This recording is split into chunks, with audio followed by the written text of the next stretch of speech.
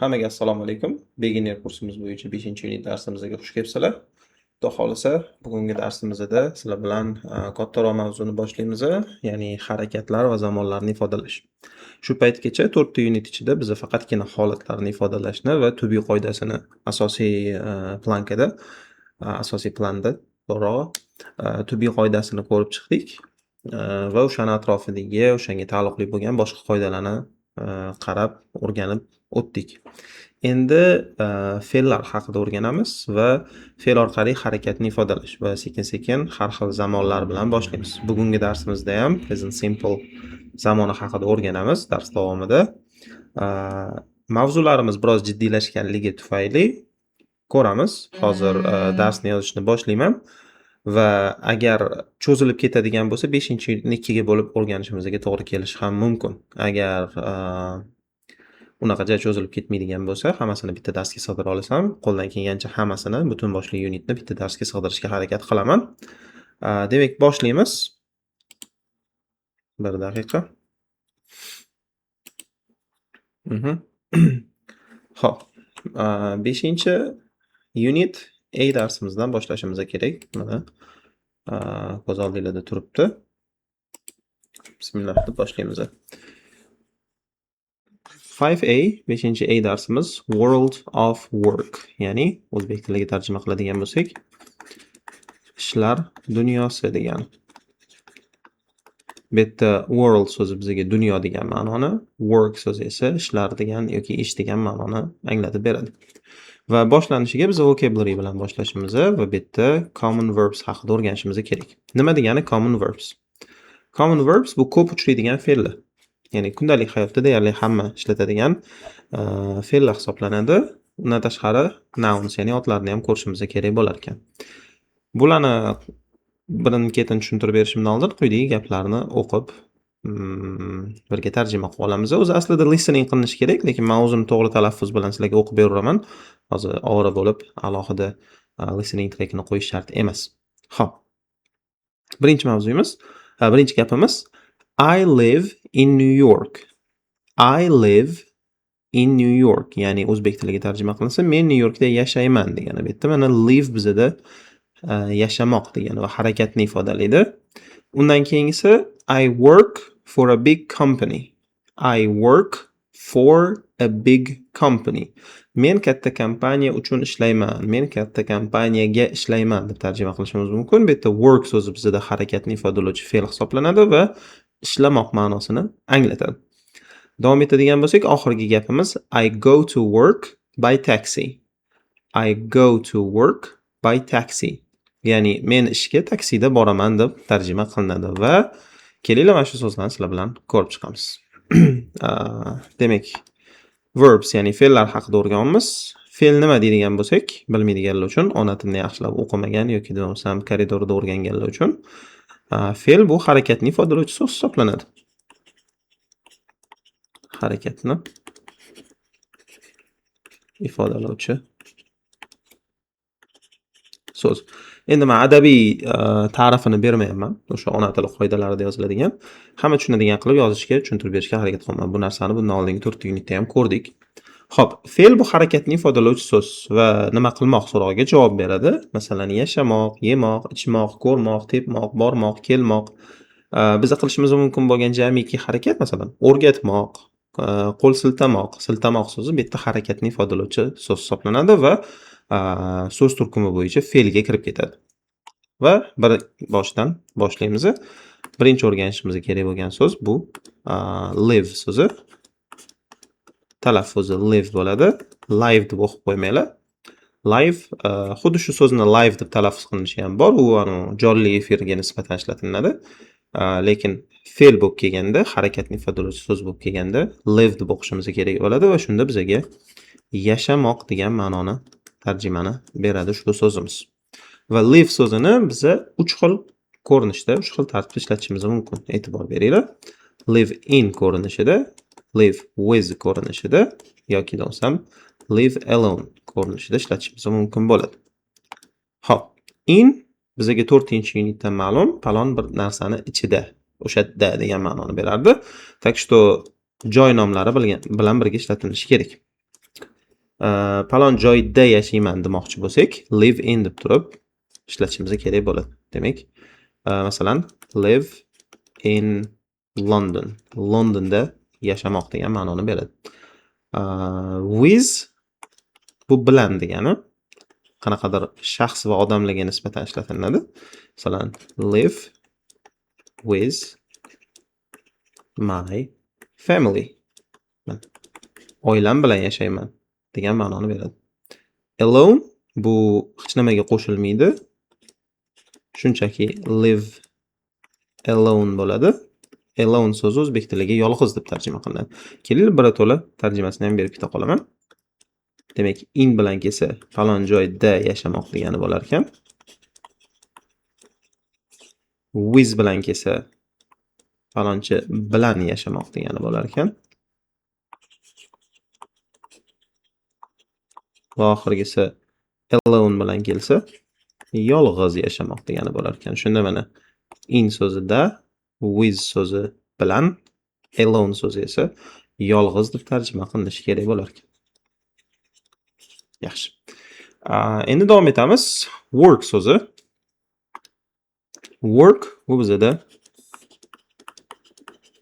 ishlamoq degani. Ishlamoq. Va xuddi live singari work so'zini ham uch xil ko'rinishda ishlatishimiz mumkin. Work in, work with va work for ko'rinishida. Xo'p, in va with allaqachon tarjimasini ko'rdik. Falon joyda, falonchi bilan degan ma'noni beradi. Demak, in bilan yana joy nomlari qayerda ishlashimizni ko'rsatish uchun ishlatiladi. Masalan, work in a factory. Factory bu zavod degan. Hali ko'ramiz buni tarjimasini. Xo'p, live with work with work with students. Uzr, betga misol keltirishim emas. Birinchi bo'lib sizlarga umumiy qoidasini yozishim kerak edi. Ya'ni, xuddi tepadagi singari work with degandan keyin qanaqadir shaxs, odam qo'yilishi kerak bo'ladi. Misol tariqasida mana work with students beramiz. Xo'p. For so'zdan keyin esa company, ya'ni kompaniya so'zi keladi. Bu yerda biz boyagi misolda o'qiganimiz singari I work for a big company mana. Ko'rdik, I work for a big company, ya'ni aynan company so'zini o'zini ishlatishimiz mumkin yoki deb bo'lmasam qanaqadir kompaniya nomini ishlatishimiz mumkin bo'ladi. E'tibor beringlar. Xo'p, bir daqiqa. E'tibor beringlar. Work for UCell masalan. UCell kompaniyasi uchun ishlamoq degani yoki bo'lmasam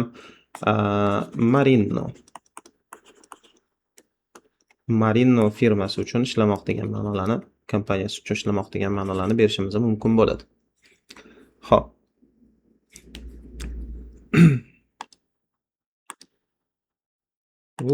Adashib ketdim. Xo'p, in bilan with tarjimasini berganligim uchun alohida yozib o'tirayman. Bu inda degani, with bilan degani. For so'ziga alohida to'xtalamiz. For uchun ishlamoq degani bo'ladi. Falonchi uchun, falon narsa uchun ishlash.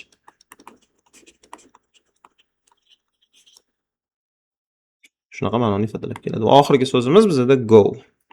Talaffuzi go bo'ladi va tarjimasi bu bormoq degani.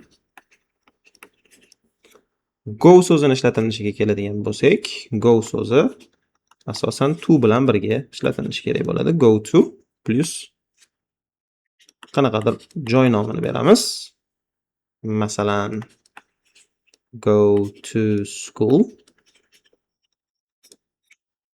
Xo'p, qanaqa tarjima beradi bizga? Mana bu to so'zi ga degan ma'noni beradi. O'zbek tilidagi ga qo'shimchasi ingliz tilida to qo'shimcha keladi va go to school maktabga bormoq, go to an office ofisga bormoq, go to bank bankka bormoq degan ma'nolarni anglatadi. Ga bormoq. Xo'p, buni mana shu yerda to'xtatishimiz mumkin yoki bo'lmasam xohlasak yana ham rivojlantirishimiz, yana ham uzaytirishimiz mumkin. Go to qanaqadir joy berganimizdan keyin bizda on foot bilan tugatish yoki bo'lmasam by va qanaqadir transport bilan tugatish imkoniyati bor. Masalan, go to school by bus, go to school by taxi, go to school by car, go to school on foot ko'rinishda aytishimiz mumkin va tarjimasiga to'xtaladigan bo'lsak, on foot bu piyoda degan. Peshkom. Demak, falon joyga piyoda borish, go to joy nomi, on foot deb aytiladi. By transport esa qanaqadir transportda degan ma'noni beradi. By so'zi ham demak da degan ekan. Tepada ko'rganimiz in so'zi ham da edi, faqat in joylarga nisbatan by transport vositalariga nisbatan ishlatiladi. Buni sal boshqacharoq qilib orqali deb tarjima qilsak ham bo'ladi. Avtobus orqali ishxonagacha yoki maktabgacha yetib olmoq deb tarjima qilinadi. Mana shu biz bugungi ko'rib chiqqan 3 ta asosiy fe'limizning ishlatilish tartibi. Kitobga qaytamiz va davom etamiz. Xo'p, ozgina pastroq tushishimiz kerak. Xo'p, ikkinchi mashqda complete the tables with the words in the box deb. Ya'ni mana shu so'zlardan foydalangan holatda jadvallarni to'ldiring deb e'tibor bersanglar, mana bu bo'sh joylari bor. Mana shularga kerakli so'zlarni qo'yib chiqamiz. Birinchisi, I work for a big company. Mana katta kompaniya uchun ishlayman. Hozir tushuntirib bergan narsam bu yerda keldi. I work in indan keyin joy nomi kelishi kerak. Mana bu misolga mana shop, do'kon, factory, zavod deganni mana bu yozib qo'yganman tayyor qilib. Va mana bu yana nimadir so'z qo'yish mumkin. Ishlamoq degandan keyin uyda ishlash g'alati bo'lib qoladi. Office so'zi bu yerga mos keladi. Work in an office. Office'da ishlamoq ma'nosini beradi. Live in joy nomlari kelishi kerak. New York mana shu yerga house tushiramiz. Live in a house. Uyda ishlamoq degan ma'noni beradi shunda bizga. Va live with my parents, live with my boyfriend, live with my wife ko'rinishda kelyapti yoki live alone kelyapti mana.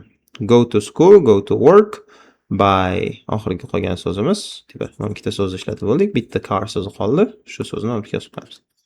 Masalan, I go to school by car, mashinada boraman. I go to school by train, poyezdda boraman. I go to school by bus, avtobusda, on foot esa peshkom ma'nolarini anglatadi. Mana bu yerda kelgan house va flat so'zlari haqida va ularning farqi haqida qisqacha gaplashib o'tamiz. A house bu o'zbek tiliga uy deb tarjima qilinadi. Va bizda undan tashqari flat so'zi bor. Mana bu F harfi o'chib ketib qolibdi. A flat so'zi bor. Ushbu so'zimiz ham o'zbek tiliga uy deb tarjima qilinishi mumkin bo'ladi. Ya'ni tarjima jihatdan bir xil bo'ladi, lekin ma'no jihatdan rasmda ko'rishimiz mumkin. House deganda biz o'sha butun boshli bino o'zimizga tegishli bo'ladi va asosan hovlili uy hisoblanadi. Xalq tilida ko'proq uchastka deyiladi. Flat deganda esa bu o'sha ko'p qavatli binoni ichida joylashgan bitta xonadonni nazarda tutadi. Mana shu joyda e'tiborli bo'linglar, butun boshli bino emas, balki undagi bitta xonadon flat bo'ladi. Tushunarli? Ba'zida kvartira deb tarjima qilamiz, ba'zida dom deb turib xalq tilida domda turamiz, domda yashaymiz deb aytilinadi. Kvartira so'zini ishlatmagan bo'lardim, chunki kvartira so'zi o'zbekchada ko'proq nima deydi? Ijarani ma'nosini berib oladi. Lekin flat shaxsiy bo'lishi ham mumkin. Tushunarli? Xo'p. Shu gaplarni o'zingizga moslashtirib bemalol tuzishinglar va praktika qilishinglar mumkin. Biz hozir reading bilan davom etishimiz kerak. Mana bu yerda read the texts, match the text 1 to 3 to the pictures A, B, C degan, A dan C gacha degan, B mana bu yerda kelgan bizda o'zi. Kitobda yonma-yon turishi kerak bo'ladi, lekin bizda oldin past to'g'ri tushunasizlar. Xo'p. Matnlarni o'qiymiz va rasmlarga topib chiqamiz. Buni o'zingizlar bemalol pauza qilib bajaringlar. O'zingizlarni keyinchalik men bilan birga tekshirishinglar mumkin bo'ladi. Men esa bajarishda davom etib ketaman. Xo'p. Shuni bitta narsani to'g'rilab olaylik. Tak. Tushiramiz, pen qo'shamiz. Qora rangli ruchka qo'shmoqchiman o'zimga. Xo'p, boshqa ko'proq qilamiz.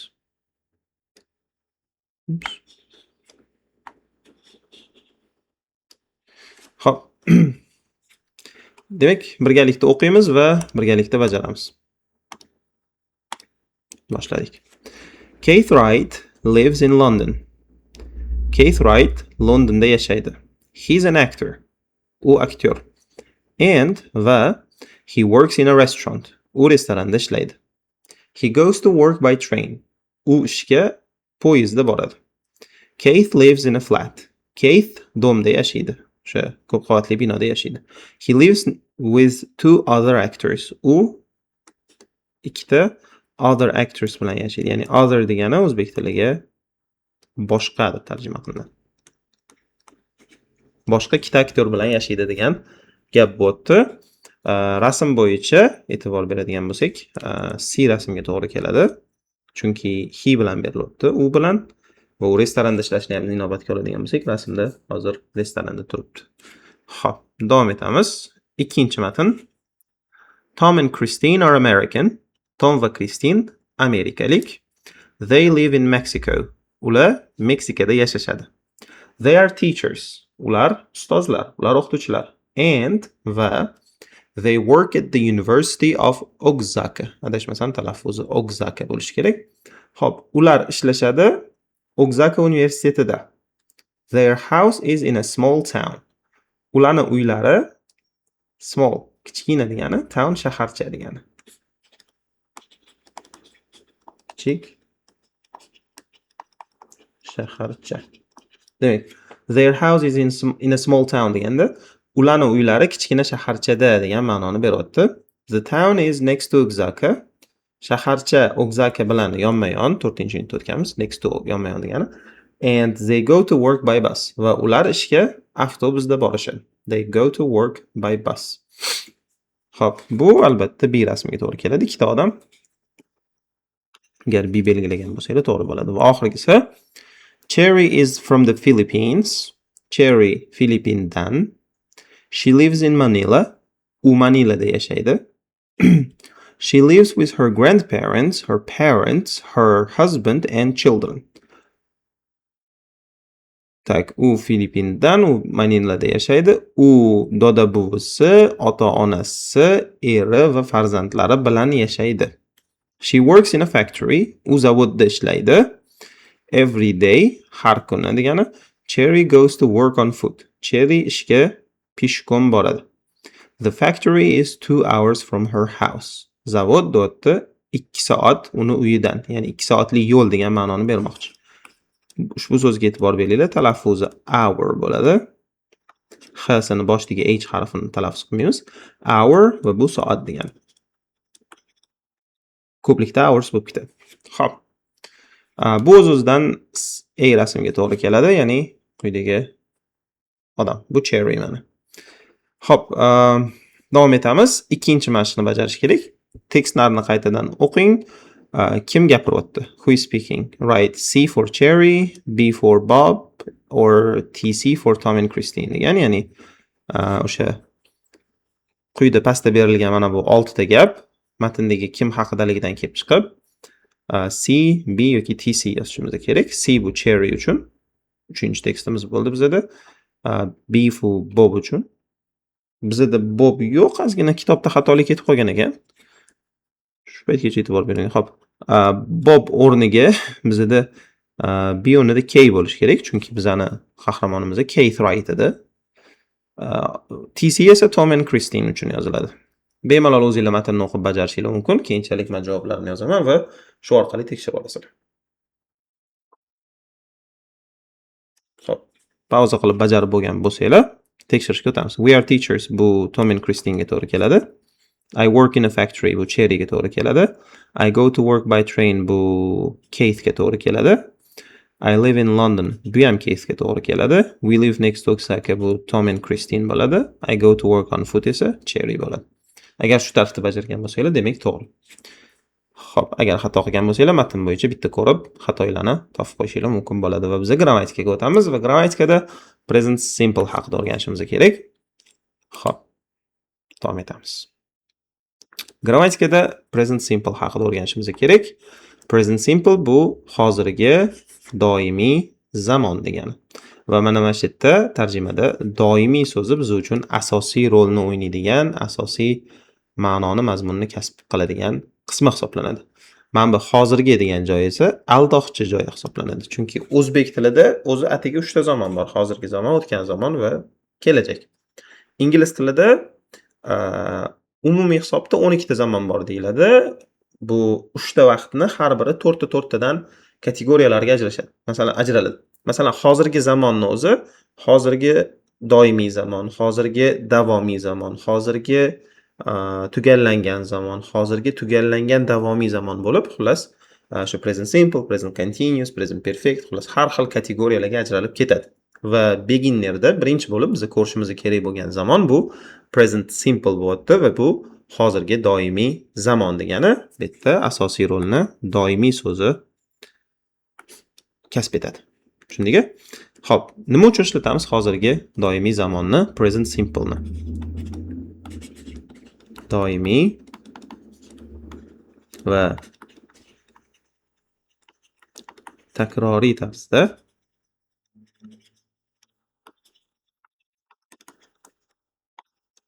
sodir bo'ladigan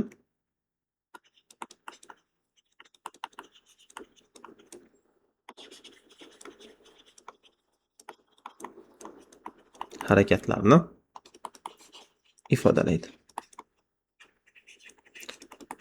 Tushunarli? Present simple hozirgi doimiy zamon bu doimiy va takroriy tarzda sodir bo'ladigan harakatlarni ifodalaydi. Shunaqangi harakatlar borki, ular doimiy ko'rinishga va takroriy ko'rinishga ega bo'ladi.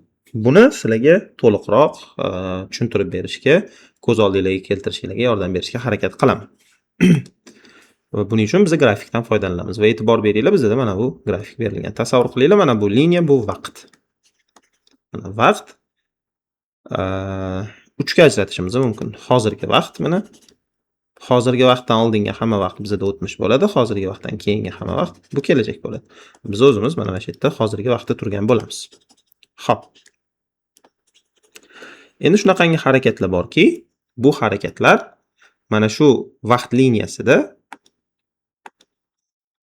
doimiy tarzda bajarilib, to'liq, ya'ni o'tmishni ham, kelajakni ham o'z ichiga oladi. Bundan tashqari hozirgi kunda ham sodir bo'ladi. Shunaqangi harakatlar borki, ular o'tmishda boshlanib, to hozirgacha davom etib kelgan, bundan keyin ham davom etadi. Mana shu doimiy harakat. Mana shu ko'k rang bilan ifodalaganim, tasavvur qiling, harakat. Harakat ma'lum bir vaqtda boshlangan va u harakat mana davom etib kelyapti hozirgi kungacha. Bundan keyingi yillar yoki bo'lsam kunlar davomida ham qachongachadir sodir bo'ladi. Endi kelajak mavhum bo'lganligi uchun, ya'ni kelajakni biz aniq bilmaganligimiz uchun unaqa chiziqcha qilib ko'rsatdim. Shu harakat orada qaysidir vaqtda tugab qolishi ehtimoli ham borligini ifodalash uchun. Tasavvur qilinglar, mana shu yashash harakati bo'lsin. Yashash harakati bo'lsin. Shunda mana o'zbekchasiga aytishimiz mumkin. Men oilam bilan yashayman. Men oilam bilan yashayman. Bu narsa o'tmishdagi qaysidir vaqtda boshlandi. Bu vaqt hamma uchun har xil bo'lishi mumkin. Masalan, men uchun tug'ilganimdan beri alhamdulillah oilam bilan birga yashab, birga kun kechirib kelamiz. Demak, mana shu o'sha 1999-yilda boshlandi. Oilam bilan yashashni boshladim va hozirgi kungacha uzluksiz tarzda doim oilam bilan yashab kelyapman. Undan keyin mana kelajakda ham xudo xolisa qanchadir vaqt oilam bilan yashayman. To o'sha balki boshqa uyga ko'chib ketmagunimcha, boshqa davlatga ko'chib ketmagunimcha yoki o'lgunimcha oilam bilan yashayman va bu narsa kelajakgacha davom etib ketadi. Ko'rdingmi? Va mana shu harakatni e'tibor bersak, men to'liq ko'rsatyapman. Hozir bir daqiqa. Mana shu harakatni men to'liq va umumiy ifodalayman. Agar men bir bo'lagini gapirayotgan bo'lganimda, men masalan boshlanish nuqtasi haqida yoki kelajakdagi qaysidir nuqtasi haqida gapirayotganda, bu present simple ga to'g'ri kelmasdi. Chunki men doimiy harakat sifatida emas, balki uni bir qisminigina ko'rsatayotgan bo'lardim. Lekin hozir to'liq qoplab olganligimiz uchun bu o'sha doimiy harakat misoliga to'g'ri keladi. Tushunarli? Endi xuddi shunga o'xshab takroriy harakatlarni ham vizuallashtirib misolda ko'rishga harakat qilamiz. Shunaqangi harakatlar borki, ular o'sha o'tmishdan to hozirgi kungacha qanaqadir intervalda takrorlanib kelgan. Misol uchun yashashga o'xshab bunaqa doimiy tarzda sodir bo'lgan bo'lmasligi mumkin, lekin qanaqadir intervalda takrorlanib kelgan. Ya'ni har kuni takrorlanishi mumkin, har hafta takrorlanishi mumkin, har oyda takrorlanishi mumkin, yilda 4 marta takrorlanishi mumkin. Xullas, qanaqadir interval, qanaqadir vaqt oralig'ida bu narsa takrorlanib keladi. Hozirgi kungacha takrorlanib kelgan va bundan keyin ham katta ehtimol bilan shu narsa takrorlanib turadi. Mana shu kabi harakatlarni ham biza present simple orqali ko'rsatishimiz mumkin bo'ladi. Shunday. Nu, shunda ham nima qilamiz? Shunda ham bu harakatni umumiy ifodalashimiz kerak bo'ladi. Agar biz qaysidir bitta qismini olib ko'rsatmoqchi bo'lsak, u bizda doimiy zamonga to'g'ri kelmay qoladi.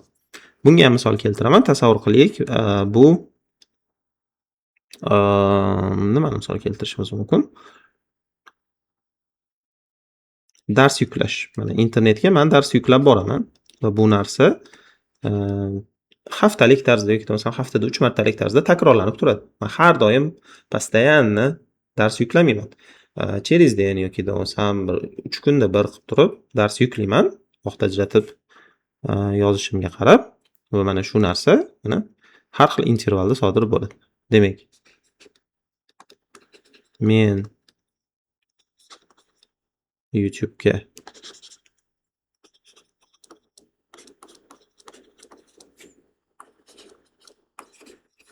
dars joylayman demoqchi bo'lsam yoki yuklayman demoqchi bo'lsam,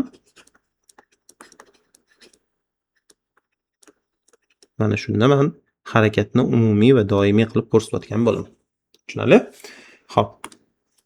Mana bitta yana ham sizlarga osonroq, tushunishinglar osonroq bo'lishi uchun yozib qo'yaman. Nimalar kiradi doimiy va takroriy harakatlarga?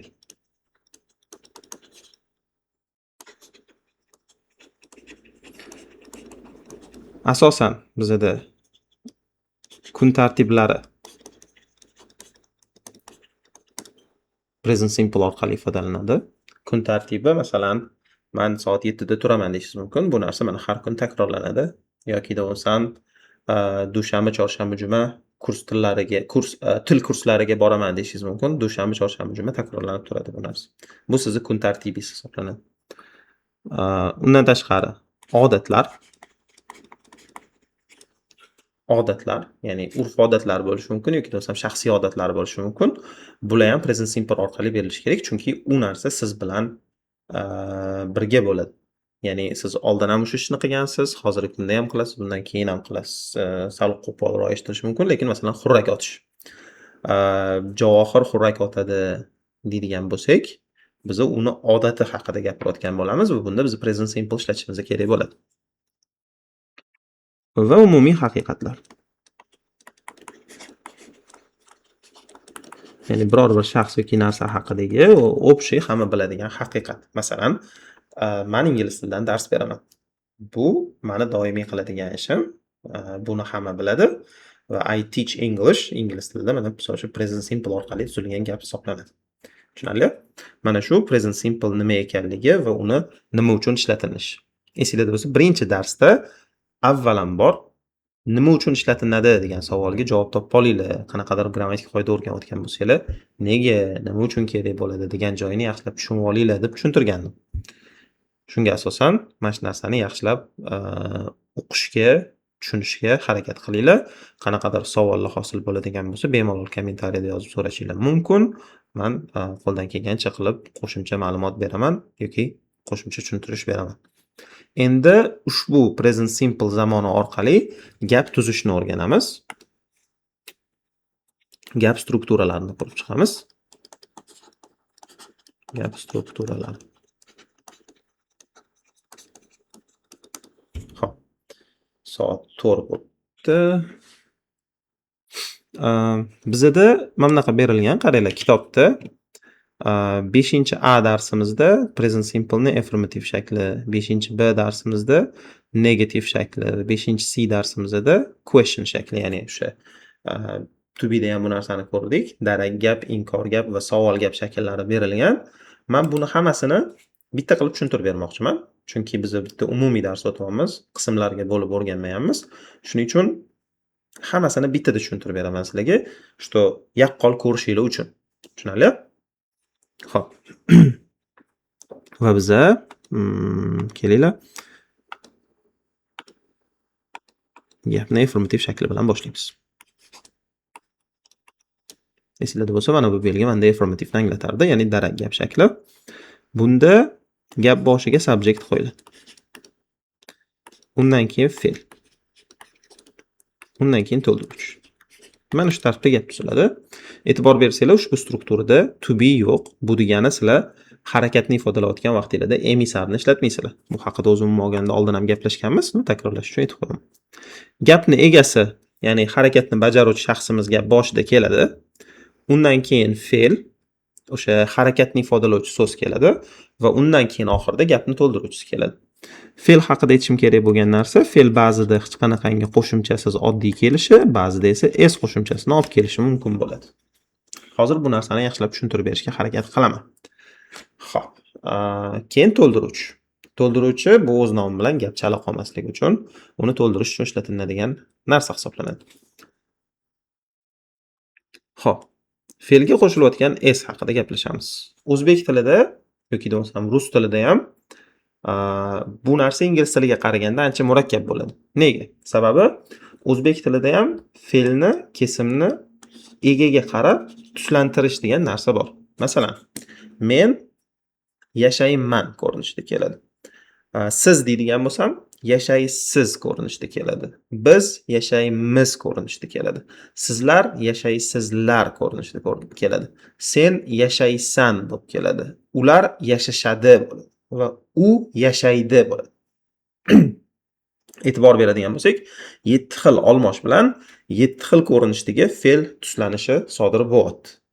Ingliz tilida esa bu narsa atigi 2 xil ko'rinishda kelyapti. Oddiy yoki s qo'shimchasi bilan.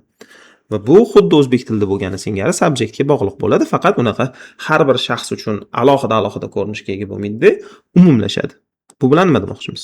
Agar sizda gapdagi subjekt o'rnida I, we, you, they yoki bo'lmasam qanaqadir ko'plik ot keladigan bo'lsa, bu holatda siz fe'lni quruq o'zini ishlatishingiz kerak bo'ladi. Quruq o'zini ishlatasiz, ya'ni hech qanaqangi qo'shimchasiz. Bu degani, mana misol uchun boya ko'rib chiqqan fe'llarimizdan olaylik. Live so'zi bor edi, yashamoq. Liveligicha keladi. Yoki bo'lmasam work so'zi bor edi. Workligicha keladi. Yoki bo'lmasam go so'zi bor edi. Go'ligicha keladi. Hech qanaqangi qo'shimcha olmaydi, o'zgarish sodir etilmaydi.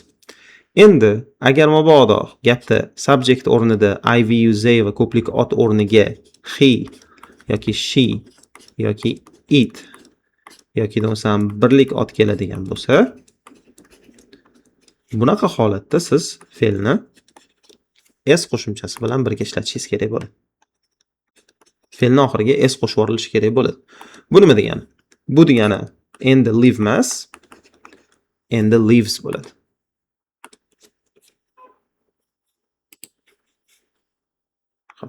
Endi lives bo'ladi. Endi work emas, endi works bo'ladi.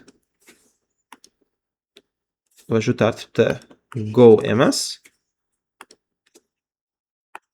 goes bo'lib o'zgarib ketadi. Mana shu narsaga hushyor bo'lishimiz kerak. Mana I live bo'lsa, he bilan lives kelishi kerak bo'ladi. We work bo'lsa, she bilan works bo'lishi kerak bo'ladi. Shunga o'xshab they go bo'lsa, he goes bo'lishi kerak bo'ladi.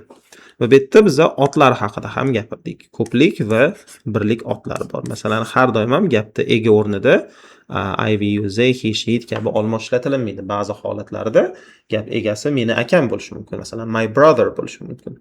Subject o'rniga my brother qo'yilsa, brother birlikda bo'lganligi uchun biz fe'lga s qo'shishimiz, masalan, my brother works qilishimiz kerak bo'ladi degan. Tushunarli? Va ko'plik va birlik faqatgina otlarda rol o'ynaydi.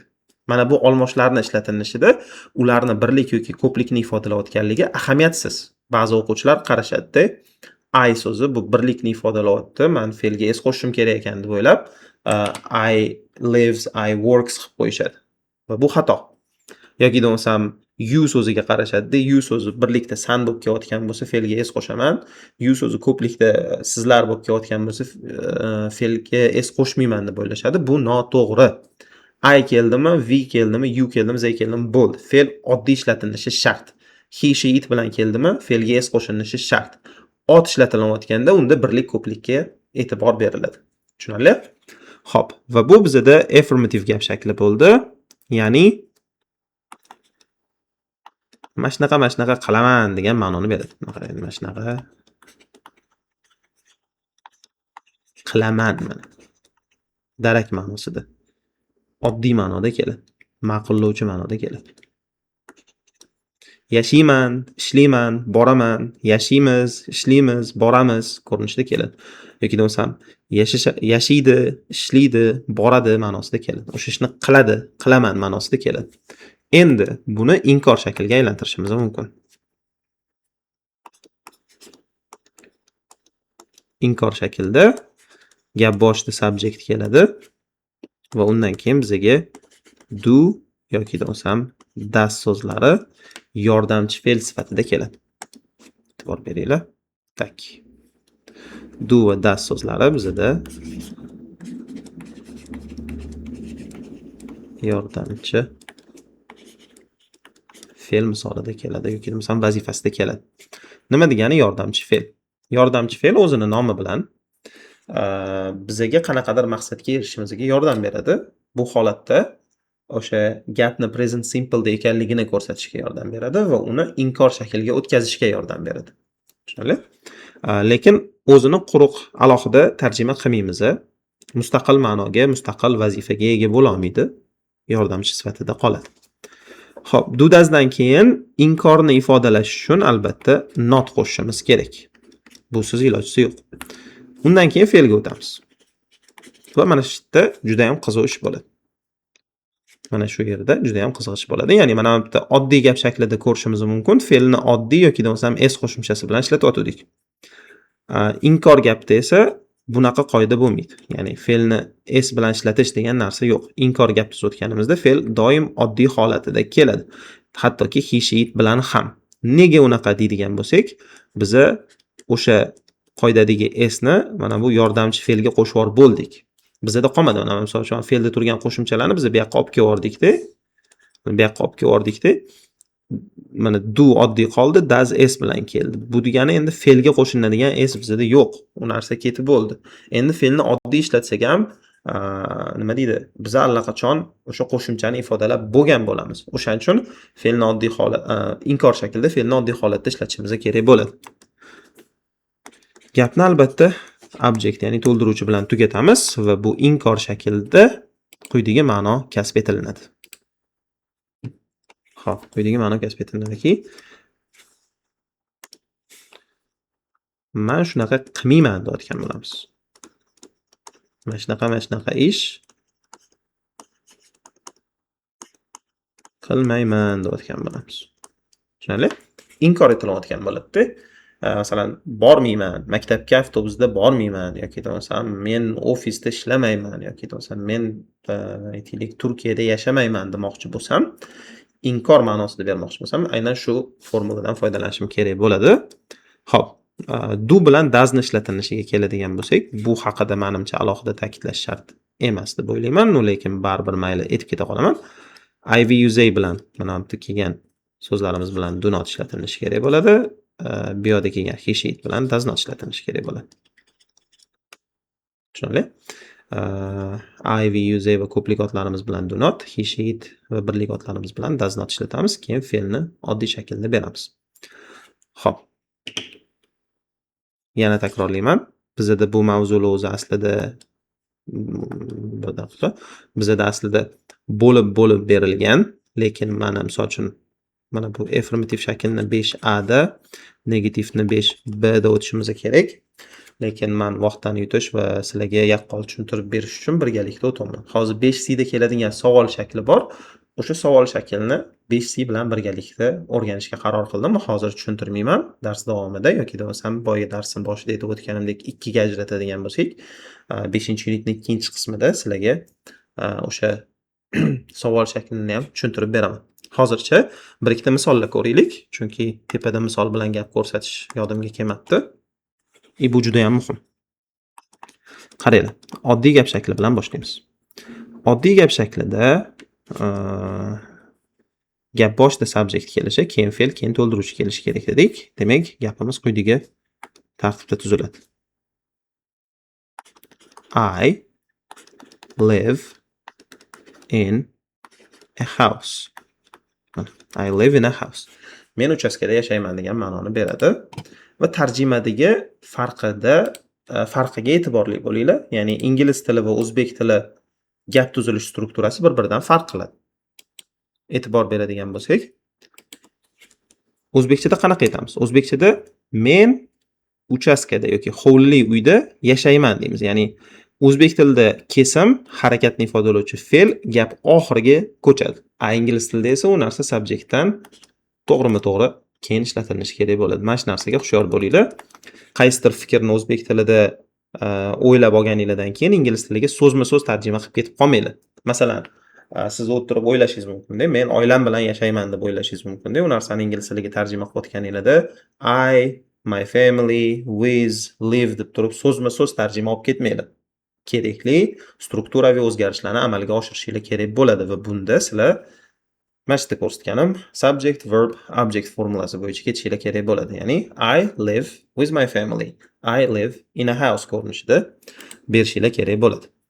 Endi xuddi shu narsani tasavvur qilinglar, I emas, she bilan yozmoqchi bo'lsam nima qilgan bo'lardik? Ya'ni men yashayman emas deb, u yashaydi demoqchi bo'lsak nima qilardik? Bunda she lives in a house degan bo'lardik. Ya'ni nima o'zgarish bo'lyapti? Mana bu yerda fe'lga s qo'shyapmiz, sababi gapimizning egasi she bo'lganligi uchun. Tushunarli? Endi xuddi shu gaplarimizni agar men inkor gapga o'tkazishga harakat qiladigan bo'lsam, nima qilaman? Inkor shakliga o'tkazmoqchi bo'lsam, ya'ni men uchastkada yashamayman demoqchi bo'lsam, bunaqa holatda I dan keyin do not ishlatishim kerak bo'ladi. Mana formula bo'yicha subjektdan keyin do not qo'shishimiz kerak bo'ladi. I do not live in a house ko'rinishida gap keladi. I do not live in a house. Yoki bo'lsam, pastdagi gapimizni inkorga o'tkazmoqchi bo'lsak, she does not qilaman endi. Bu yerda do not kelgan bo'lsa I bilan, she bilan does not qilaman va undan keyin e'tibor beringlar. Mana bu yerda lives bo'lganiga qaramasdan bu yerda live ishlataman. She does not live in a house ko'rinishidagi gap hosil bo'ladi bizda.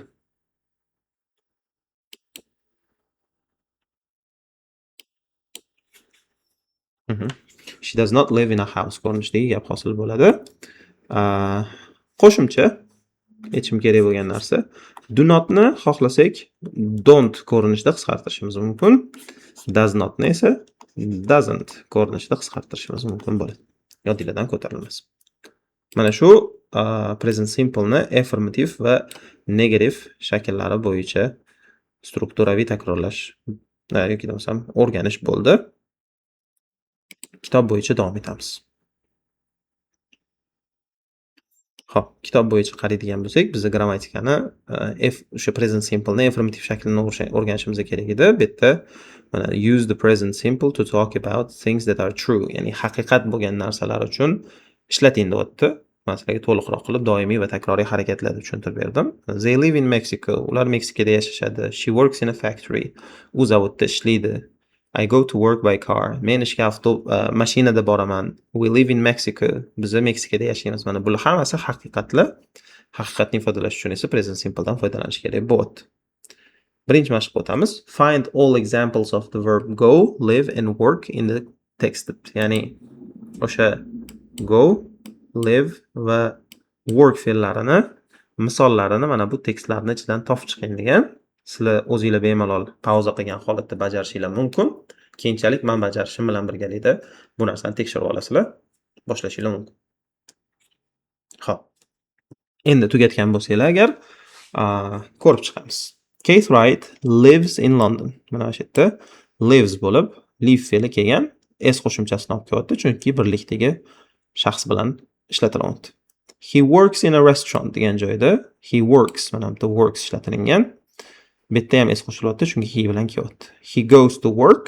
Bu yerda ham xuddi shu holat, ya'ni he bilan kelganligi uchun go ni goes qilib s qo'shimchasi bilan ishlatamiz. Lekin e'tiborli bo'linglar, quyidagi work so'zini biz olmaymiz, belgilamaymiz. Nega? Chunki bu yerda work so'zi fe'l ma'nosida, fe'l vazifasida kelmagan. Bu yerda work so'zi to'ldiruvchi bo'lib, ot bo'lib kelgan. Shunda bizga bitta narsa ayon bo'ladiki, work so'zi fe'l bo'lib kelishi va ishlamoq degan ma'noni anglatishi mumkin.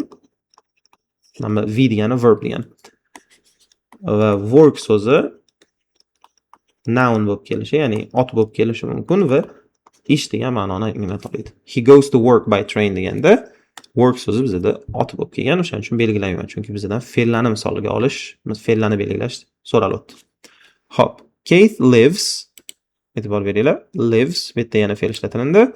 He lives bitta ham fe'l ishlatiladi. Qolganlarni shunchaki belgilayman, o'zingizlar ko'rib tekshirib olishinglar, xatolaringlar bo'lsa, o'zingizlar o'rganib chiqishinglar kerak bo'ladi. Hop, bitta live so'zi ishlatilgan, they bilan kelganligi uchun esolmayapti.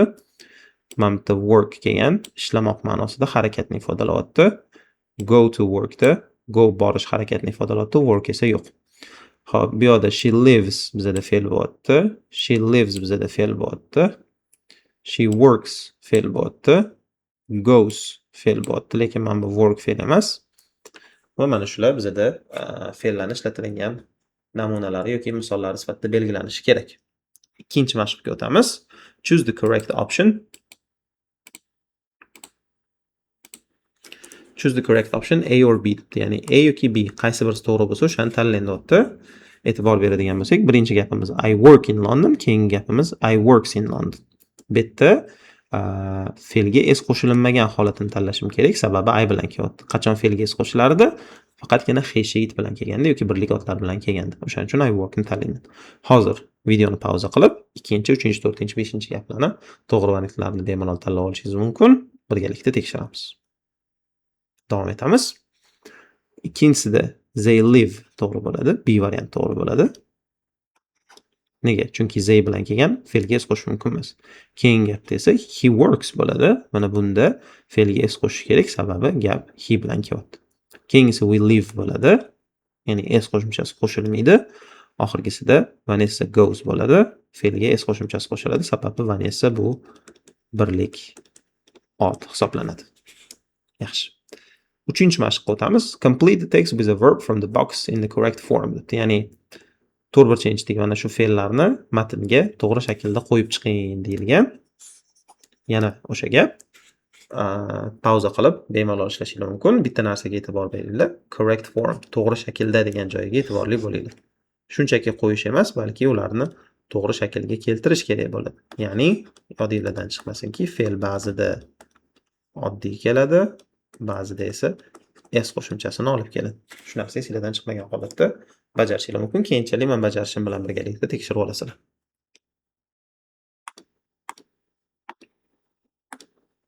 Xo'p, bo'lgan bo'lsanglar, e'tibor beramiz, birgalikda ko'rib chiqamiz. Birinchisi, I joy qo'yapti with my brother Josh. Men akam yoki ukam Josh bilan. Hozir bizda ikkita variant bor. Live deyishimiz ham mumkin, work deyishimiz ham. Ya'ni ukam Josh bilan yashayman desak ham, ishlayman desak ham to'g'ri kelaveradi. Qaysi birisi aniq ekanligini men hali bilmayman, o'shaning uchun davomini qilaman-da, oxirida shu bo'yicha tahlil qilib, to'g'risini topib olishim mumkin bo'ladi. Davom etadigan bo'lsak, gap davomida we in a house dot, ya'ni biza uyda yashaymiz deyish kerak. Tak что live so'zini ishlataman. We live va bunga s qo'shimchasini qo'shmayman, sababi we bilan kelyapti. We live, mana live bir marta ishlatdik, bizda bitta ishlatish imkoniyati qoladi. Xo'p, the house is in the center of San Francisco. Uy San Fransiskoning markazida deyapti. I in an office. Men ofisda degandan keyin ishlayman deyish kerak bo'ladi. Bu yerga work so'zini qo'yaman. Yana s qo'shimchasini qo'shmayman, sababi I bilan kelgan gap. I bilan kelgan holatda fe'lga s qo'shmasdik. Buni o'chirib tashlayman. Bitta ishlatish imkoniyati qoladi shunda. Josh is a shop assistant. Josh sotuvchi. He in a bookshop. U kitob do'konida. Bookshop bu kitob do'koni degani.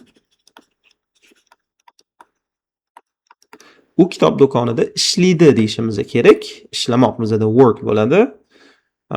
Betga qaranglar, work yozib, oxiriga s qo'shib qo'yaman. Nega? Sababi gapimiz he bilan kelyapti. He works ko'rinishida bo'lishi kerak bo'ladi. Mana workni to'liq ishlatib bo'ldik. Shunda o'z-o'zidan birinchisi live bo'lishi kerakligini Tushunamiz. I live with my brother Josh bo'lishi kerak bo'ladi. Men ukam Josh bilan yashayman. Bunga ham es qo'shmaymiz, sababi I bilan kelgan. Shunda oxirgisi, hop, the bookshop and the offices are in the center of San Francisco. Kitob do'koni va ofis San Fransiskoni markazida. Biza deyapti, ishga peshkom yoki piyoda boramiz. Go ni o'zi qo'yiladi. Es qo'shilmaydi, sababi go so'z v bilan ishlatilyapti. V bilan hech qanaqa qo'shilmasligi kerak. Xuddi shunga o'xshash matnlarni yozib, kommentariyada yozishinglar yoki bo'lmasam o'sha kanalimizda tashlashinglar mumkin bo'ladi. Men kamchiligi xatolari bo'ladigan bo'lsa, sizlar uchun tekshirib beraman. Biz esa 5B ga o'tamiz va davom etamiz. Menimcha shu 5B ni tugatishimiz bilanoq bugungi darsimiz yakunlansa kerak. 5-yillikni 2 qismga bo'lib o'rganadiganga o'xshaymiz, chunki vaqtimiz chegaralangan. Xo'p. 5B 5B Technology and you. Texnologiya va siz talaffuziga e'tibor beringlar. Technology. Technology and you. Texnologiya va siz degani. Xo'p. Texnologiyaga taalluqli so'zlar berilgan. Bularni rasmlarga topib chiqishimiz kerak. Boshlaymiz. Computer bu bizda A rasmga to'g'ri keladi. Kompyuter rasmida berilgan. Ikkinchi so'z an email address. Email adres bu I rasmda berilgan. Hop, ishlatilgan rasmlarni o'chirib chiqaman. Website, internet sahifasi va internet sayti G rasmda berilgan. Fax machine, fax mashinasi. Hop, fax mashinasi nima? Yoshi kichkinaroq bo'lgan auditoriyamiz, yoshlar bu narsani nimaligini bilmasligi mumkin, chunki hozirgi kunda fax mashinasi ishlatilmaydi. Zamonaviylashuv, internetning rivojlanishi oqibatida biz elektron pochtadan foydalanishni boshlaganmiz. Ya'ni xabarlarni elektron tarzda pochta orqali, Telegram yoki bo'lmasam shu kabi boshqa messenjerlar orqali jo'natishimiz mumkin bo'ladi. Lekin qadim zamonda hali texnologiya rivojlanmagan paytda bizda fax mashinalari bo'lgan. Fax mashinasi bu telefon tarmog'iga ulangan printer deb tushunsanglar bo'ladi. Ya'ni men o'zimdagi qanaqadir hujjatni sizga jo'natmoqchi bo'lsam, internet orqali jo'natishning imkoni bo'lmagan. Shunda telefon tarmog'i liniyasi sim orqali men sizga o'sha faylni jo'natganman va u fayl sizni kompyuteringizda adashmasam ko'rinmagan. Buni o'rniga sizga xabar bo'lib kelgan, siz ruxsat berganingizdan keyin mana bu yerda fax mashinadan qog'ozga primoy chiqazina boshlagan. Ana o'sha fax mashinasi deyilardi. Shunaqa xabarlarni qabul qilish uchun, jo'natish uchun ishlatiladigan uskuna bizda fax mashinasi deyilardi. Va bu rasmda D ga to'g'ri keladi. Telefon liniyasiga ulangan bo'ladi deganimda ko'rasizlar, bitta knopkalari, raqam aniq telefonlari berilgan bo'ladi. Xo'p, mobile phone bu F rasmga to'g'ri keladi. D va F ni o'chiramiz. Qo'l telefoni. Printer bu mana C rasm, shunchaki pechat qilish uchun ishlatiladi. Digital camera B ga to'g'ri keladi. Bu digital, ya'ni sifrovoy kamera deyiladi yoki bo'lmasa o'zbekchasida raqamli kamera deymiz. Raqamli nima degani, nimaga raqamli deyilyapti deydigan bo'lsanglar, tushuntirib beraman. Kameralar ham boshida chiqqanda hozirgiga o'xshab rasmlarni nima deydi? Fleshkaga saqlanib qila olmagan yoki bo'lmasam o'zini ichki xotirasi bo'lmagan va rasmlar plyonkaga olinardi. Va u negativda bo'lardi, keyin uni maxsus joyga borib chiqastirib kelish kerak bo'lardi. Fotoplyonkaga olinardi. Hozirgi kunda esa kameralar rivojlanib raqamli formatga o'tdi, ya'ni sifrovoylashdi. Olinayotgan video tasvirlar, suratlar hammasi ichki xotiraga yoki bo'lmasam fleshkaga saqlanib qilinishi mumkin. Undan tashqari o'sha kameralarning o'zini monitori bor, sizga kartina qanaqa bo'layotganligini ko'rsatib turadi va qo'shimcha ma'lumotlarni berishi mumkin bo'ladi. Oldin esa unaqa bo'lmagan. Plyonkaga rasmga olgan, plyonkaga videoga olgan. Xo'p. Davom etamiz. Bizda do you have these things at work deyilibdi, at school or at home deyilibdi. Ya'ni mana shu narsalar sizni uyingizda, maktabingizda yoki ishxonangizda bormi deyilyapti. Shu bo'yicha gaplar tuzilgan bo'lyapti. We have computers at work. Ishda kompyuterlarimiz bor. I have a digital camera at home. Uyda sifroviy kameram bor deyapti. Shunga o'xshatib men ham gap tuzishim mumkin. Masalan, ishxonada nimalarim bor? I have a computer at work. Ishxonada kompyuterim bor. I don't have a computer at home. Mana qarang. Ishxonada kompyuterim bor, lekin uyda kompyuterim yo'q. I don't have, mana inkor shakl, present simple inkor shakli bo'yicha I don't have a computer at home qilib gap tuzaman va e'tibor bersanglar, bu o'sha boya o'rganganimiz subject, verb, object formulasi asosida tuziladi. I bu subject, have bu verb, a computer at work bu bizda object bot, to'ldiruvchi bot. Fe'lni hech qanaqangi qo'shimchasiz aytolman, sababi I bilan kelgan. Yoki desam I subject, don't bu o'sha do notni qisqartirilgani yordamchi fe'l bilan not inkor belgisini anaqasini qo'shimchasini. Undan keyin yana have kelyapti. Have bu bizda fe'l bo'lyapti. Hech qanaqa qo'shimcha olmasdan a computer at home esa bizda gapimizning objekti bo'lyapti. Mana shu o'rgangan strukturamiz asosida gaplar tuzyapmiz va mana shu yerda have haqida sizlarga bitta narsani tushuntirib ketmoqchiman. Chunki boya o'rgangan fe'llarimiz ichida have yo'q edi. Live, work va go-ni o'zini o'rgandik. Have so'zi bu ham verb hisoblanadi. Bu ham fe'l hisoblanadi. Tushunarli? Va o'zbek tiliga tarjimasi o'zi aslida ega bo'lmoq yoki desam egalik qilmoq deb tarjima qilinishi kerak. Lekin bu o'zbek tili tarjimasiga unchalik ham idealni to'g'ri kelmaydi. Shuning uchun biz buni ko'proq bor deb tarjima qilib ketamiz. Ko'proq bizga bor degan ma'noni bersa chiroyli chiqadi. Masalan, mana I have a computer at work. Meni ishxonada kompyuterim bor deb tarjima qilsak, quloqqa tabiiy eshitiladi. Chem men ishxonada kompyuterga egalik qilaman degandan ko'ra.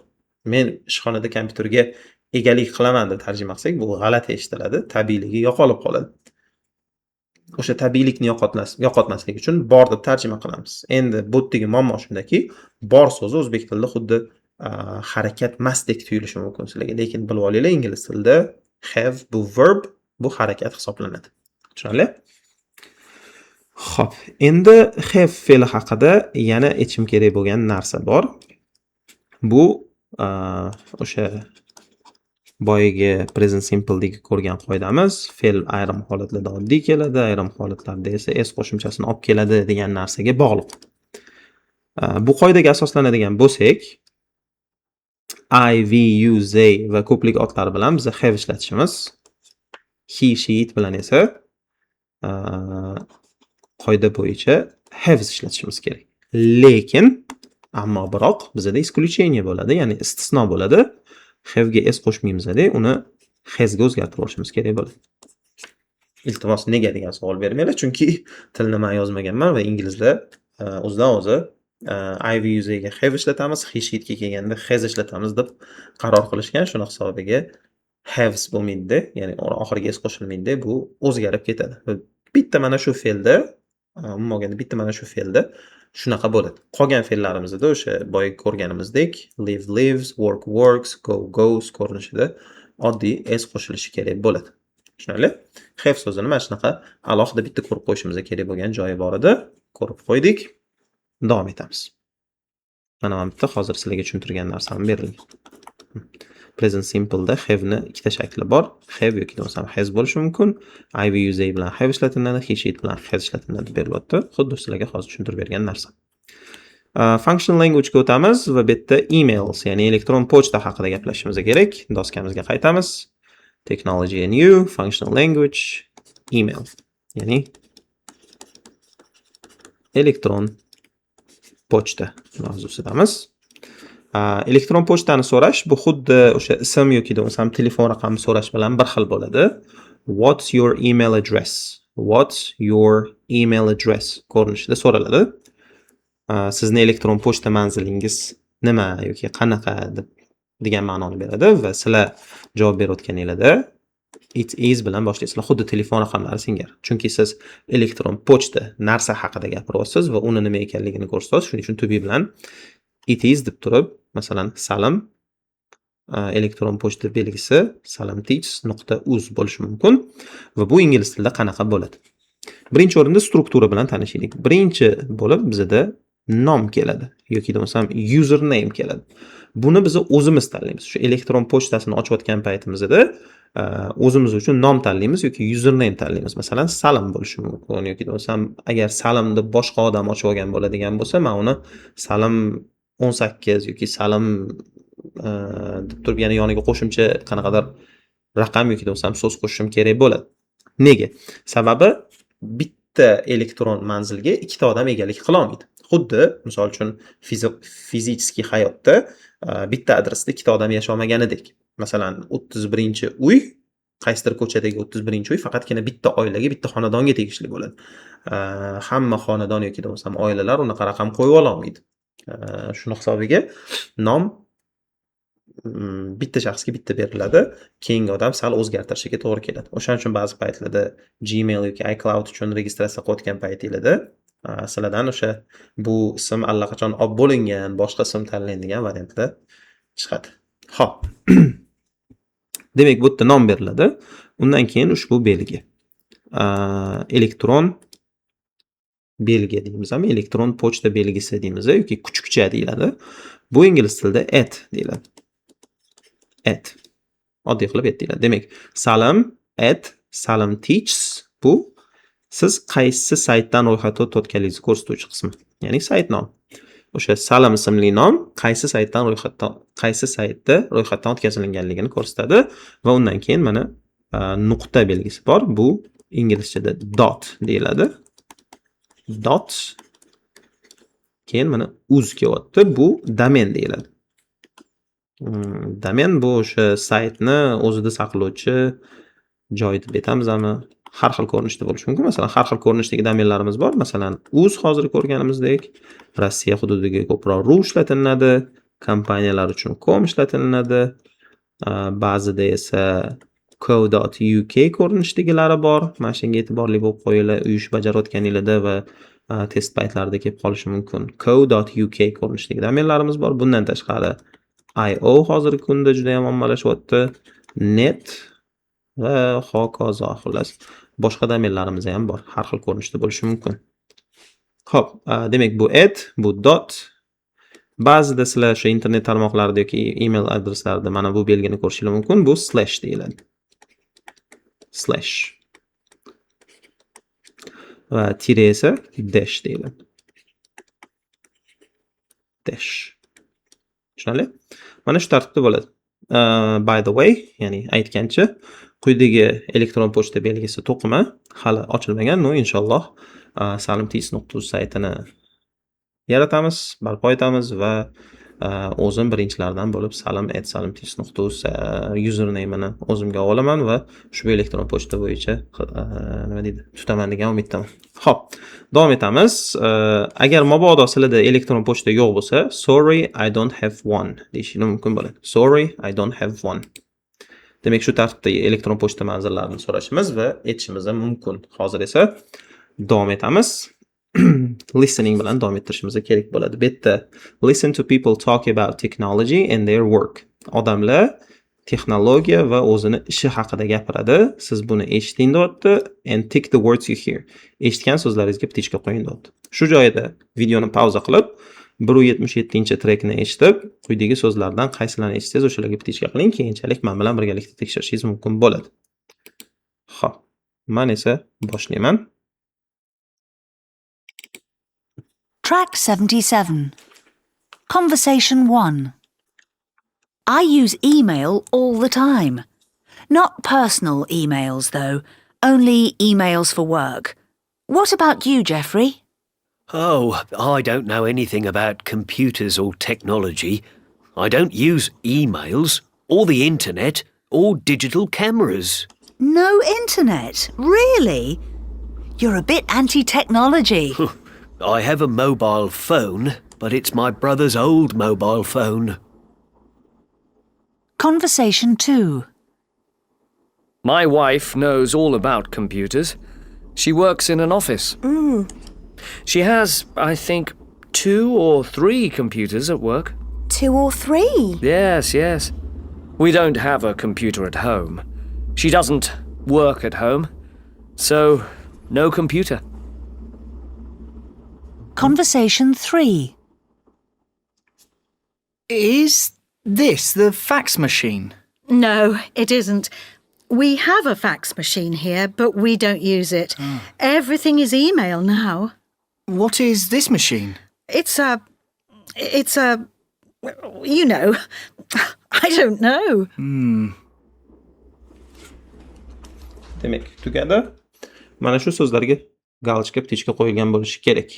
Website va kar so'zlari esa bu yerda ortiqcha bo'ladi. Ikkinchi mashqqa o'tamiz. Yana xuddi hozirgi trekni eshitib, gaplarni true false qilib belgilashingiz kerak.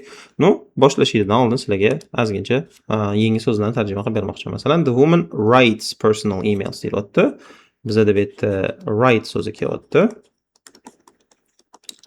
Write bu biz uchun yangi fe'l hisoblanadi. Xuddi live, go, work so'zlari yoki have so'zi singari va o'zbekchadagi tarjimasi yozmoq degani. Demak, the woman ayol yozadi personal emails. Personal shaxsiy degani. Personal email, shaxsiy email yozadi at work ishxonada. Eshitasizlar, u shaxsiy email yozadimi yoki yo'qmi, shundan kelib chiqib true yoki false qilib belgilaysizlar. The man has a mobile phone. Yigitni yoki erkakni telefoni bor. Mana has so'zini men bitta aytib o'tdim. The man birlikda kelganligi uchun has bo'lib kelyapti. Erkakni telefoni bor. Bu yerda hech qanaqa yangi so'zimiz yo'q. The woman has one computer at work.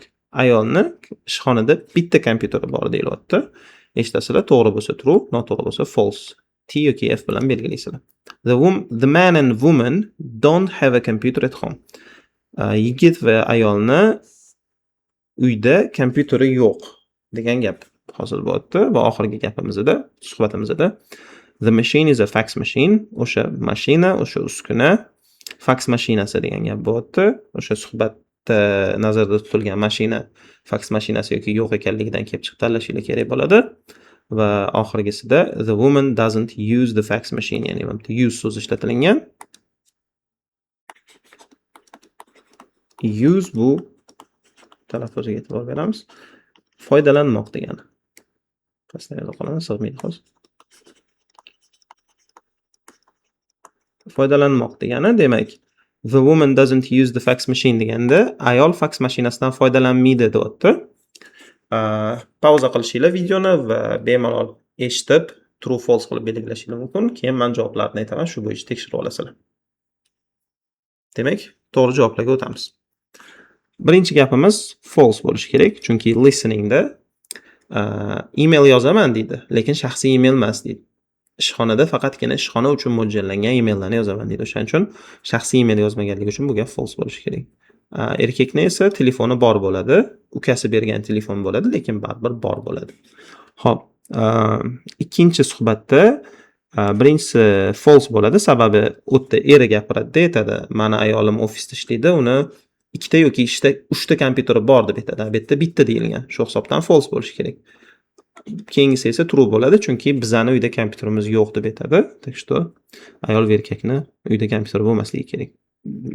Uchinchi suhbat bo'yicha bu false bo'lishi kerak, chunki suhbat boshidayoq bitta yigit ayoldan so'raydi, "Is this the fax machine?" Bu fax mashinasimi deb so'raydi. Ayol esa "No it isn't" bilan javob beradi, ya'ni yo'q deb javob beradi. Demak, ular gaplashayotgan uskuna yoki mashina bu fax mashinasi emas. Shuning uchun false belgilashimiz kerak. Davomida fax mashinamiz bor, lekin undan foydalanmaymiz deydi. Demak, oxirgi gapimiz true bo'lishi kerak bo'ladi. Mana shu tartibda belgilagan bo'lsanglar to'g'ri. Agar xatoylar bo'ladigan bo'lsa, bemalol borib, boshqatdan kuzatib, eshitib, to'g'rilab ko'rib olishingiz kerak bo'ladi. Grammatikada bizda present simple ni inkor shakli kelgan. Men bu narsani allaqachon sizlarga tushuntirib berib bo'ldim. Oddiy gapimizda quyidagi formula asosida tuzilgan bo'lsa, inkor shaklda bizga do not, does not yordamchi fe'llari kerak bo'lardi. I, we, you, they bilan do not, he, she, it bilan does not ishlatishimiz kerak bo'lardi. Undan keyingi keladigan fe'l esa oddiy holatiga qaytishiga alohida urg'u berdik. Shu narsa esingizdan chiqmasin. Xo'p. Mana bu yerda gaplarni qovus ichidagi fe'llarni to'g'ri shakli bilan to'ldirib chiqing degan. Shu ishni bajaramiz hozir. Xo'p, mana bu yerda qaranglar. Qovus ichida bizga fe'l berib qo'ygan bo'lsa, oddiy fe'l berib qo'ygan bo'lsa, bu u oddiy gap shaklida bo'lishi kerakligini ifodalaydi. Lekin agar qovus ichida not bilan birga fe'l berilgan bo'lsa, bu gapni inkor shaklida bo'lishi kerakligini ifodalaydi. Bu degani agar fe'l kelgan bo'lsa, uni biza shunchaki oddiy yozishimiz mumkin yoki bo'lmasam s qo'shimchasi bilan birga yozishimiz mumkin degan. Endi not bilan fe'l berilgan bo'lsa, uni biza don't bilan fe'l hech qanaqa qo'shimcha olmagan shaklda yoki bo'lmasam doesn't bilan fe'l hech nima olmagan shaklda yozamiz. Bitta s qo'shimchasi ham olib tashlanadi esidan chiqmasin, doesn't ishlatilgan deb. Mana shu tartibda yozishimiz kerak. Demak, mana bu yerda I not write personal emails. I bilan don't ishlatiladi. I don't write ni shundaylicha o'zini yozib qo'yamiz. Bitta not olaman. Mayli write chiqarib yozib qo'ya qolaman. I don't write personal emails bo'ladi. Mana shunda to'g'ri bo'ladi. Keyingisi I not know kelgan ekan. Bu yerda ham xuddi shu narsani qilamiz. Bitta sig'maydi, o'shancha ham yozaman. I don't know anything about computers ko'rinishida bo'ladi. Tarjimasi mana misol uchun birinchisini tarjimasi qolib ketibdi. Men shaxsiy emaillar yozmayman. Men kompyuter haqida hech narsa bilmayman.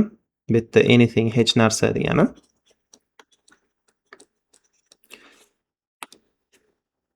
No esa bilmoq degani. Talaffuziga e'tibor beringlar. No kesa o'qilmaydi. Bilmoq degani.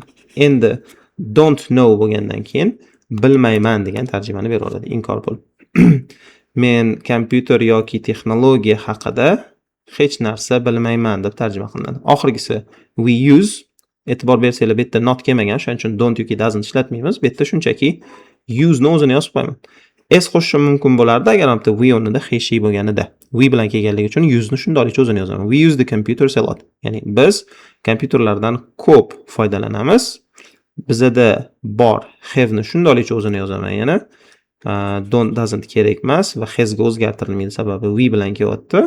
We have a fax machine. Bizning fax mashinamiz bor, but we don't inkor bo'lishi kerak ekan.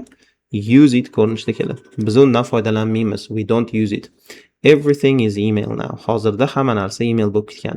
Everything bu hamma narsa degan. Xo'p, keyingi gapga o'tamiz. Tick the sentences that are true for your teacher. O'zingiz ustozingiz haqidagi haqiqatlarga ptichka qo'ying debdi. Men o'zimdan kelib qilishga harakat qilaman. The teacher has a computer. O'qituvchining kompyuteri bor. Ha, meni kompyuterim bor. He has an email address. Uni email adresi bor. Ha, meni email adresim bor. He goes to work by bus. Yo'q, men avtobusda bormayman ishga. Shaxsiy avtomobildan foydalanaman. He lives next to the school. U maktab bilan yonma yashaydi. Yo'q, men maktab nima deydi, ishxonam uyimdan ozgina uzoqroqda, yonma-yon emas. He has 3 brothers and sisters. Bu ham noto'g'ri. Uni 3 ta aka-ukasi, opa-singlisi bor deyapti. Bu noto'g'ri bo'ladi. Siz xuddi shu narsani o'zingizning o'qituvchingiz haqida o'sha ptichka qo'yib yoki bo'lmasam x qo'yib belgilashingiz mumkin. Keyin mana bu qismi borki, change the sentences that aren't true deyapti. Ya'ni to'g'ri bo'lmagan gaplarni o'zgartirib chiqing deyapti. Masalan, he goes to work by bus. U ishga avtobusda boradi deyapti. Biz buni he doesn't go to work by bus qilishimiz kerak bo'ladi. Ya'ni u ishga avtobusda bormaydi deyishimiz kerak bo'ladi. Va ketidan xohlasak yana to'g'rilashimiz mumkinki, ya'ni oddiy gap shaklida birinchi bo'lib mana inkor qilib u bunaqa qilmaydi, u mana qiladi deb turib keyin oddiy shaklini berishimiz mumkin bo'ladi. Shunda masalan he goes, mana goes qo'ydim chunki he bilan kelyapti. He goes to work by car qilib to'g'rilashinglar mumkin bo'ladi. O'sha o'zingizlarning ustozinglar haqida shu gaplarni yozishinglar mumkin bo'ladi, to'g'rilashinglar mumkin bo'ladi. Bemalol kommentariyalarda yozadigan bo'lsanglar, men u narsalarni sizlarga to'g'rilab, xatosi bo'lsa to'g'rilab, agar to'g'ri bo'lsa ma'qullab beraman. Xo'p, biz keyingi mashqqa o'tamiz. Keyingi mashqda gaplarni and va but bilan to'ldiring degan, bu haqida qisqacha tushuntirib berishim kerak bo'lgan narsa. O'sha and va but so'zlarini ma'nosini tushuntirib berishim kerak bo'ladi.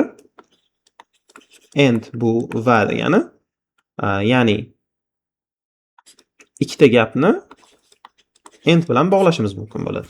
Mana va anaqa bog'lashimiz mumkin bo'ladi. Qachon buni qilamiz? Qachonki bu ikkita gap bir-biriga o'zaro bog'lansa, ya'ni bir-birini ma'qullasa, unda and qo'yiladi. Endi bizada bundan tashqari but so'zi bor. Tarjimasi lekin degani. Bu ham xuddi and singari ikkita gapni o'zaro bog'lash uchun ishlatiladi. Butda virgul qo'yiladi. Bizda virgullar berilmagan ekan. Xo'p, mayli. But so'zi ikkita gapni bog'lash uchun ishlatiladi. Qachonki bu ikkita gap oralig'ida ziddiyat bor bo'lsa. Tushunarli? Ikkita gap o'rtasida ziddiyat bor bo'lsa, but bilan bog'laymiz. Ikkita gap bir-birini ma'qullab kelsa, and bilan bog'laymiz. Buni mana bu yerdagi mashq orqali ko'rishimiz mumkin. Qaranglar, she lives in Spain, u Ispaniyada yashaydi. She works in Spain, u Ispaniyada ishlaydi. Demak, ikkalasi bir-birini ma'qullayapti, ya'ni ham Ispaniyada ishlayapti, ham Ispaniyada yashayapti. Tak что men buni and bilan bog'lashim kerak bo'ladi. U Ispaniyada yashaydi va u Ispaniyada ishlaydi ko'rinishida gap tuzayotgan bo'laman. Keyingisi, she lives in Spain, she works in France. Mana bu joyda e'tibor bersak, u Ispaniyada yashaydi, Fransiyada ishlaydi. Bir-biriga ziddiyat bilan kelyapti. Tak что bu yerda but bilan bog'lashimiz kerak bo'ladi. Shunda u Ispaniyada yashaydi, lekin Fransiyada ishlaydi degan gap bo'ladi. But bilan bog'laymiz. Boshqatdan yozolmaymiz, chiroyli qilib. Xo'p, he has a computer at work, he has a computer at home. Ishxonada kompyuteri bor, uyda kompyuteri bor. Demak, and bilan bog'laymiz. Ikkalasi bir-birini ma'qullayapti. Keyingisiga qarasak, uni ishxonada kompyuteri bor, uni uyda kompyuteri yo'q. Demak, bu yerda lekin, inglizchasiga but qo'yishim kerak bo'ladi. Ishxonada kompyuteri bor, lekin uyda kompyuteri yo'q degan gap bo'ladi. Keyingi qismiga tez-tez o'tib ketamiz. Bu bizda pronunciation bo'lyapti, ya'ni talaffuz, s va z tovush haqida.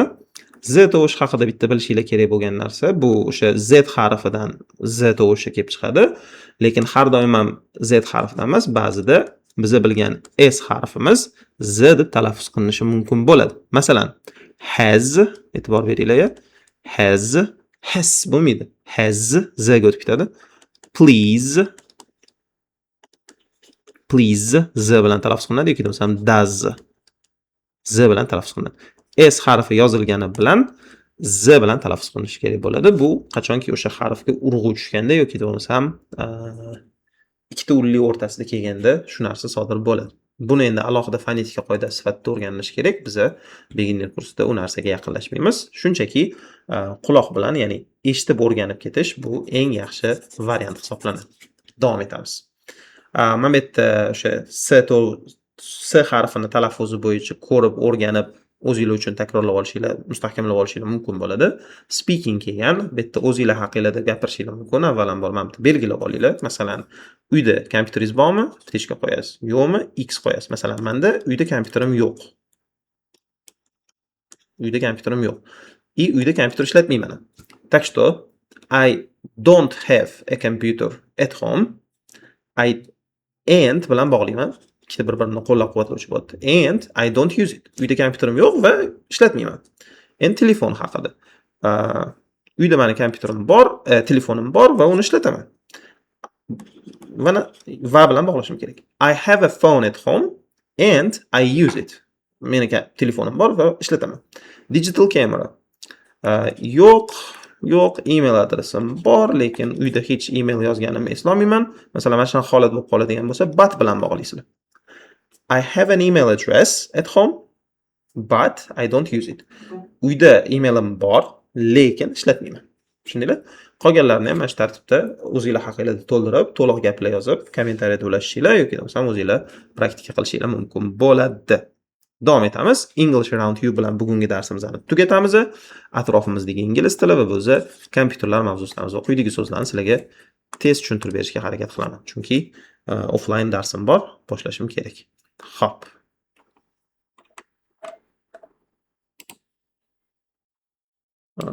Grammatikalarni olib tashlashimiz kerak ekan. Xo'p.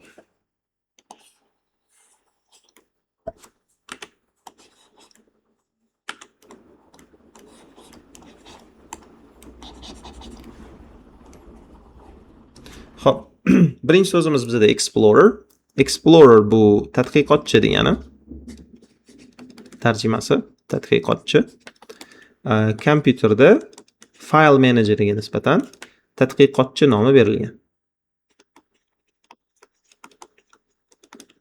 Xo'p, nega unaqa? Xo'sh, sizlarga hozir screen share qilaman va tushuntirib berishga harakat qilaman. Mana shu programma File Manager, fayllarni boshqarish uchun ishlatiladigan menejer bizada tadqiqotchi deb nomlanadi. Sababi xuddi tadqiqotchi har xil joylarga sayohat qilgani singari siz ushbu dastur orqali kompyuteringizning har xil joylariga tashrif buyurishingiz mumkin bo'ladi. Masalan, har xil papkalarga kirib, u yerdan har xil materiallarni topishingiz mumkin bo'ladi. Tushunarli? O'shaning uchun ham o'sha fayllarni ichidan betdan betga borib yuradigan dasturga Explorer, ya'ni tadqiqotchi nomi berilgan. Xo'p. Keyingisi Word, bu o'zbek tilida tarjimasi so'z bo'ladi, lekin kompyuter mavzusida shunaqa matn muharriri bor. Ya'ni ko'pchiligimiz bilamiz, Word dasturi bilan ishlanadi. Bu o'sha matnlarni yozish, tekstlarni yaratish uchun ishlatiladi, ya'ni so'zlar bilan ishlanganligi uchun Word nomi berilgan. Keyingisi Windows, o'zbekchaga tarjimasi oynalar. Lekin bizda kompyuterni ishlash operatsion tizimi bo'ladi. Windows operatsion tizimi bor, Linux operatsion tizimi bor, Macintosh operatsion tizimlari bor. O'sha Apple kompyuterlari ishlatadigani Mac deyiladi. Macintosh deyiladi. Operatsion tizim. Xo'p, Windows nima uchun Windows nomi berilgan? Bizni qanaqadir faylni ochadigan bo'lsak, e'tibor bersanglar, mana bunaqa oynada ochiladi. Har qanday fayllarimiz yoki nima deydi? Dasturlarimiz oynalarda ochiladi. O'shaning uchun bizga Windows operatsion tizimi oynalar deb nomlangan. Save bu saqlamoq, saqlanib qilish. Kompyuterlarda saqlanib o'zbekchasi yo'q. O'shaning uchun ko'pincha saqlanib chiqadi. Cancel bekor qilmoq degani. Xo'p, mouse sichqoncha. Menimcha kompyuterlarni mishkasiga nima uchun, ya'ni sichqonchasiga nima uchun mouse nomi berilganligini tushuntirishim shart emas. Shakli sichqonga o'xshaganligi uchun.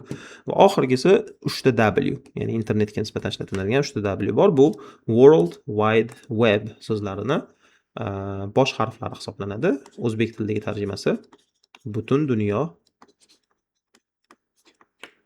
o'rgimchak to'ri degani. Xo'p, internetga nima uchun bunaqa nom berilgan? Butun dunyo o'rgimchak to'ri deb nom berilgan. Sababi internet bir joydan tarqaydi. O'zbekistonga, Rossiyaga, Tojikistonga, Qozog'istonga, Amerikaga, Turkiyaga, xullas har xil tarmoqlarga mana shunaqa tarqaydi. Va bu tarqalishlar orasida bog'liqliklar bo'ladi. O'sha odamlar bir-biri bilan bog'lanadi, bir-biriga yozadi. Xullas, bu narsa mana vizuallashtirilganida o'rgimchak to'rini namoyon etadi. O'shaning uchun ham internetga o'rgimchak to'ri, web deb nom berilgan. Web bu o'zi aslida o'rgimchak to'ri degan. Xo'p.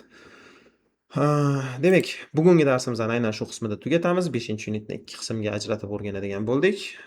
5C va reviewni keyingi darsimizda ko'rib qo'yamiz. Uyga vazifa o'sha workbook tomonidan aynan 5-unit uchun mo'ljallangan 5A va 5B bo'ladi. Bularni bajarganingizdan keyin ozgina kutib turadigan bo'lsanglar, xudo xolasa, o'sha Students Book bo'yicha 5C va 5D ni ham tez orada yozib internetga joylab qo'yaman. E'tiboringiz uchun kattakon rahmat.